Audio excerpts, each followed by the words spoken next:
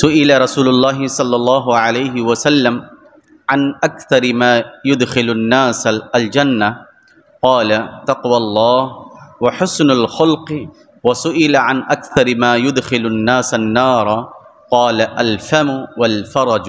رسول اللہ صلی اللہ علیہ وسلم سے سوال کیا گیا، حضور عام طور پر کون سے اعمال لوگوں کو جنت میں لے جانے کا باعث بنیں گے؟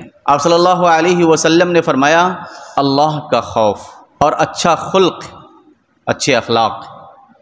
پھر سوال کیا گیا عام طور پر کون سے اسباب لوگوں کو دوزخ میں لے جائیں گے؟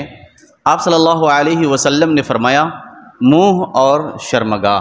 اللہ کا خوف اللہ تبارک و تعالیٰ کے حقوق ادا کرنے کی طرف اشارہ ہے۔ اللہ تبارک و تعالیٰ کے حقوق ادا کرنے کا اس کے سوا اور کوئی طریقہ نہیں ہے کہ صرف اللہ تبارک و تعالیٰ کی عبادت کی جائے اور اس کے ساتھ کسی کو شریک نہ ٹھہرایا جائے، اور آدمی ان سب احکام کی تعمیل کرے جن پر عمل کرنے کا اللہ تبارک و تعالیٰ نے اسے حکم دیا ہے، اور ان سب غلطیوں اور خطاؤں کو ترک کر دے جن سے اللہ تبارک و تعالیٰ نے اسے روکا ہے۔ اچھے اخلاق سے مراد یہ ہے کہ خدا کے مخلوق کے ساتھ اچھا برتاؤ کیا جائے۔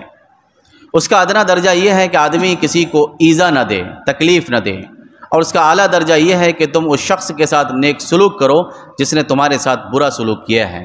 جو شخص خالق کائنات اور اس کی مخلوق کے حقوق ادا کرتا رہے گا وہ اللہ تبارک و تعالیٰ کے فضل و کرم سے لازماً جنت میں جائے گا۔